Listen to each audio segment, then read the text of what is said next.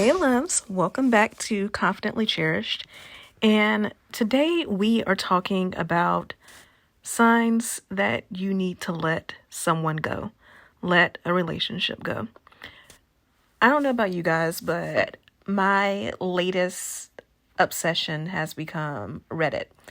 And I particularly love getting on the Reddit thread or channel, whatever it is that you call it on Reddit. Um, but it's called Am I the A-hole? So you have all of these people posing situations that have happened to them, getting mad at someone at a wedding or going off on a coworker who was being disrespectful. And they discuss their situation and then they ask, are they the a-hole for doing what they did? And one of the things that I've noticed in this particular, what is it called on Reddit? Is it a channel? Is it a thread?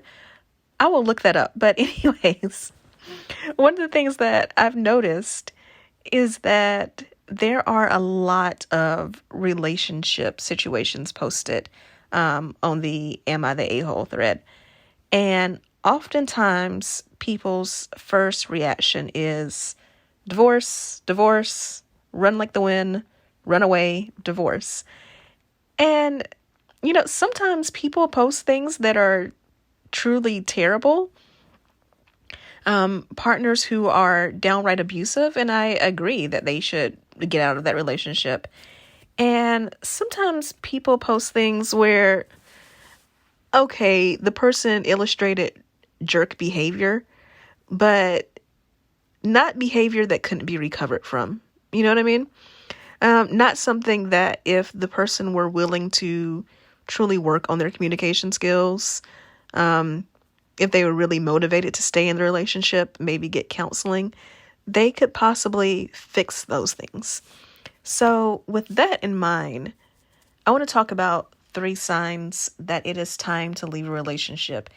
And I want to say I particularly mean this when we are in the context of a dating relationship.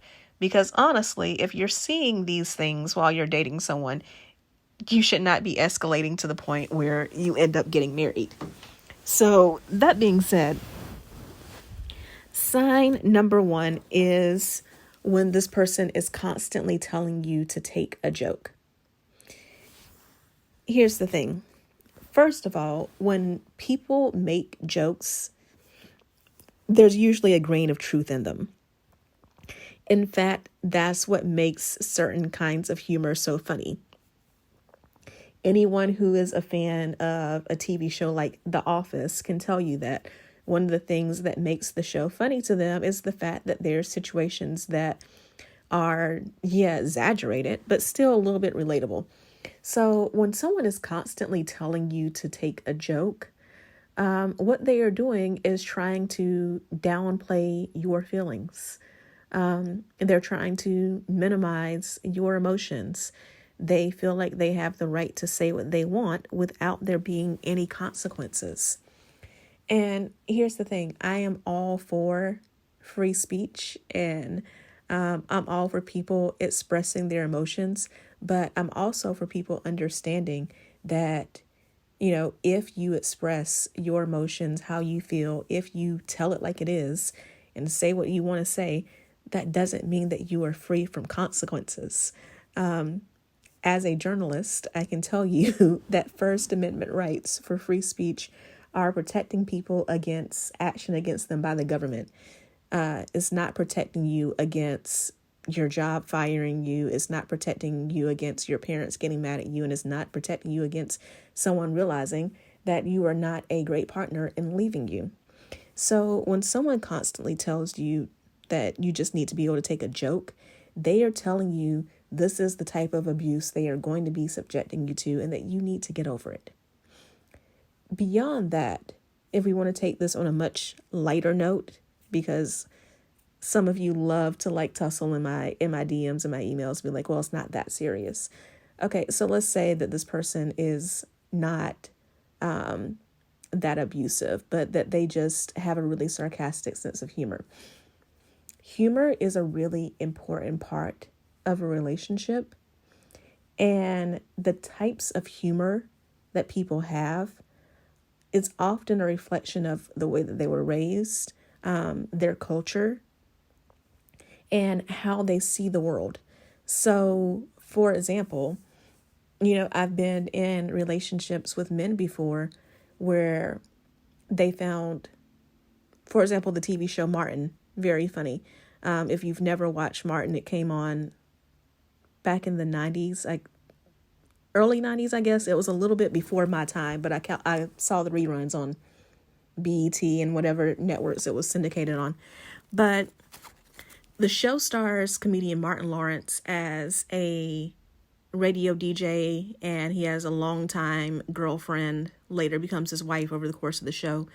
And he's constantly making jokes at her expense, and really at the expense of women in general. And I don't find the show to be funny at all. So, I remember specifically having an argument with a man I was dating over the show because I saw that it wasn't just that he found that particular show funny, but that he also found in general shows that were a lot of women bashing, portraying women as being dumb, inferior, that he found a lot of that funny. And, he didn't necessarily treat me as if I was inferior most of the time. But if we got into an argument, if I did something that he didn't like, he went to that. So it was easy to see why he found those types of things funny.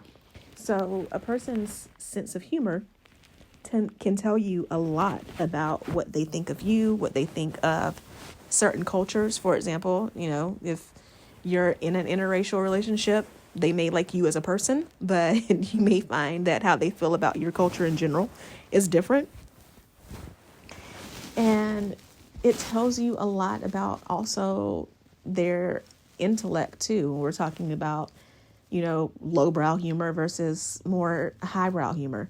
So you should keep that in mind. And it leads into the other two signs. So the second sign that you should leave is when the person is constantly telling you to be stronger, or to be less sensitive. So that whole don't be so sensitive goes into that whole, oh, just take a joke thing, right? But also the being stronger.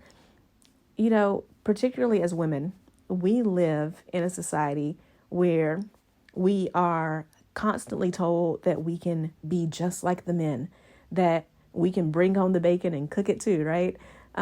We're constantly being told that, we can achieve everything that we want to achieve, that we can break those glass ceilings. And it's so much masculine energy, especially when it comes to the workforce. But then at the same time, we're expected to be feminine, nurturing, mothering when it comes to our relationships with our partners and with our children, right? So we get these messages about being soft in the domestic arenas, and people will go as far as to say things like, oh, that's why you don't have a man, because you have such a hard shell, because you're so tough. But then you get in relationships with certain men, and I want to say not all men are like this. My husband's not like this. My brother's not like this. There are so many men I can point to as examples who are not like this. But I have been in relationships with men. I have seen men, growing up with them in my family, relationships that my friends have with men.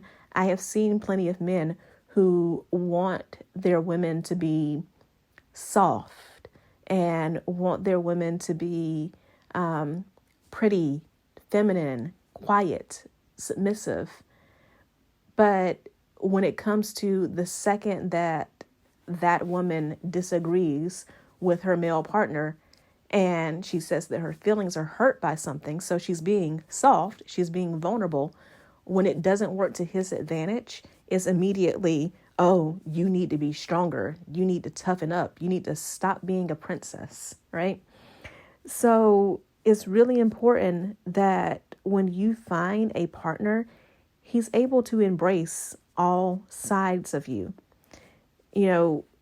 There's polarity within a relationship, a healthy relationship requires a balance between masculine energy and feminine energy. And, this goes for heterosexual relationships and same-sex relationships as well. There's always someone who is more dominant in their masculine and more dominant in their feminine when you have these really healthy, long-lasting relationships. But masculine and feminine energy, and if you've listened to this podcast for any period of time, you know this, masculine and feminine energy requires a balance within yourself as well. So if you are with a partner who only appreciates one side of you, they only appreciate the side of you that is soft and feminine and present and, also a little bit more demurring, but they don't appreciate the side of you that is masculine and that can take charge when need be. They don't appreciate the side of you that is ambitious. That's a problem. And also, if you enjoy, hashtag soft life, and you enjoy being more feminine and dominating in that, we typically tilt one way or the other with our masculine or our feminine energy. But, there are women I know who are really, really feminine. I would say like 90% feminine and 10% masculine. If you are in that situation and you have no problem with being vulnerable, with expressing your emotions, things that you should do, honestly, and you have someone who, whenever you try to get that way, tries to shut you down because all they want is the feminine side of you that's pretty and can be put on a pedestal, that is a problem. That is a huge, huge problem. So the third sign that you need to leave the relationship is this person keeps telling you to go. I have this happen so often with the women that I work with, or women who just DM me on social media asking, what does it mean when he says that he likes spending time with me, but he's not ready for a committed relationship? It means that he's not ready for a committed relationship. And there's nothing wrong with that. If a man tells you that, you should be incredibly grateful. You should appreciate his honesty. But it means he's not ready for a committed relationship. What he is telling you is that if you want a committed relationship, he is not the one. So you need to go. I remember seeing, I can't remember, this may have been maybe 2 years ago, I think. Sierra was doing an interview, and, I'm not going to get into the whole Sierra and Russell Wilson and Future thing. Like, if you're listening to this podcast, you probably follow celebrity relationships enough to know the story. And if not, Google it. But she was talking about learning to love herself so that she could be in a better and healthier relationship. And, if you've seen interviews with Sierra, she talks a lot about self-love nowadays. So that's really nothing new. But what really caught my attention was she didn't out name Future. She didn't, come right out with it. But she made a comment along the lines of, these men, when you're in relationships with them, they tell you what they want. They tell you what they're after. They tell you that they're okay with, having all of these kids and not being married and not making it a real commitment. And it's true. It is so true. When you are in relationship with someone, they may not tell you, hey, guess what? I'm going to string you along and I'm going to be verbally and emotionally abusive and, I'm going to break your heart and then I'm going to leave. Like, most men aren't going to do that. At the same time, again, making comments about not being ready for a real relationship or making comments about needing to just go with the flow because they've been hurt in the past, which, FYI, if a man tells you he's been hurt in the past and he keeps harping on that, that means that A, he is not healed, and B, he is doing absolutely nothing to heal. But they'll make comments about, someone in their family who has lived together with their partner for decades and had kids and all that.